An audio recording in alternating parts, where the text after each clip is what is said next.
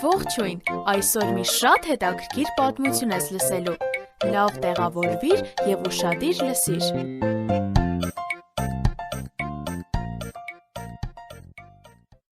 Տնից շատ հեռու հյուսիսային Իսրայելում 10 եղբայրները իրենց հորքարներն էին արածեցնում։ Իրենց փոքր եղբոր հանդեպ ունեցած նախանձը տանջում էր նրանց։ Տեսնես ինչ է այդ երասկոտ Հովսեփը անում այս օրերին։ Աստված ըստ երևույթին ասել է, որ նա հայտնի մարդ է դառնալու։ Դա ամենազվարճալի բանն է, որ լսել եմ։ Ինձ դուր չի գալիս, որ հայրս այդ գեղեցիկ վերարկուն նրան է տվել։ Արի դրա մասին այլևս չխոսենք։ Դա միայն նեղացնում է մեզ։ Հոտի համար փարթամ մարգագետիներն ավելի կարևոր են։ Տանը հայրը մտածում էր իր որդիների մասին։ Հովսեփ, ես անհանգիստ եմ եղբայրներիդ համար։ Նրանք ապահով են արդյոք։ Միգուցե վայրի կենդանիները հարձակվել են գառների վրա։ Գնա և տես, թե ինչպես են։ Հովսեփին պետք չէր մի քանի անգամ ասել, թե ինչ պետք է անել։ Նա առանց բողոքելու միանգամից հնազանդվեց։ Հովսեփը պետք է քայլեր երկար կիլոմետրեր։ Նրա եղբայրները նրան հեռվից նկատեցին։ Տեսեք, երասկոտն է գալիս։ Հեյ, տղաներ, եկեք սպանենք նրան։ Չանեք այդպիսի բան։ Դրա փոխարեն նրան հորը նետենք։ Ռուբենի ավագ եղբոր խիղճը տանջում էր։ Նա ցանկանում էր փրկել եղբորը։ Հովսեփը մոտենում էր։ Նա ոչինչ չգիտեր նրանց վատ ծրագրի մասին։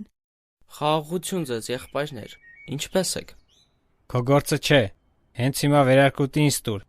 իսկ հետո ցույց կտանք, թե ոտքից գլուխ ինչ տեսք ունես։ Ոչ, թույլ տվեք գնամ։ Ինչ սխալ բան եմ արել ձեզ։ Բարեբախտաբար ջրհորի մեջ ջուր չկար, սակայն այն շատ խորն էր, և Հովսեփը չկարողացավ վեր մագլցել։ Օգնեք, հանեք ինձ այստեղից։ Օգնեք, ես ուզում եմ դուրս գալ։ Լսում եք ինձ։ Օգնեք։ Եղբայրները հեգնական ժպիտով նստեցին շուքի տակ և սկսեցին հաց ուտել։ Հանկարծ ուղտերի քարավան հայտնվեց։ Առևտրականներն իրենց ապրանքները տանում էին Եգիպտոս։ Ես մի միտք ունեմ։ Եկեք, վաճառենք Հովսեփին։ Հիանալի գաղափար է, Հուդա։ Մենք կազատվենք նրանից և գումարը մեր միջև կկիսենք։ Նրանք պայմանավորվեցին։ Եղբայրները Հովսեփին վաճառեցին 20 կտոր արծաթով, որ օտար երկրում ստրուկ դառնա։ Նրանք նրա գեղեցիկ վերարկուն պահեցին, վրան կենդանու արյուն քսեցին և տարան հոր մոտ։ Հայր, մենք սա գտանք։ Հովսեփի վերարկուն չէ։ Այո, երևի վայրի կենդանի է նրան հոշոտել։ Նա մեռած է, իմ որդի Հովսեփը մեռած է։ Նրանք իրենց մեղքը ստով թաքցրին, հայրը հավատաց նրանց։ Միայն չարություն էր դուրս գալիս նրանց սրտերից, սակայն Աստված լավ բան արեց Հովսեփի հետ։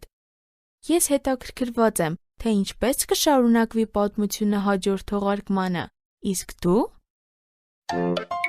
Մեզ հետ կարող ես կապվել hayphokrik@gmail.com հասցեով։ Կրկնում եմ hayphokrik@gmail.com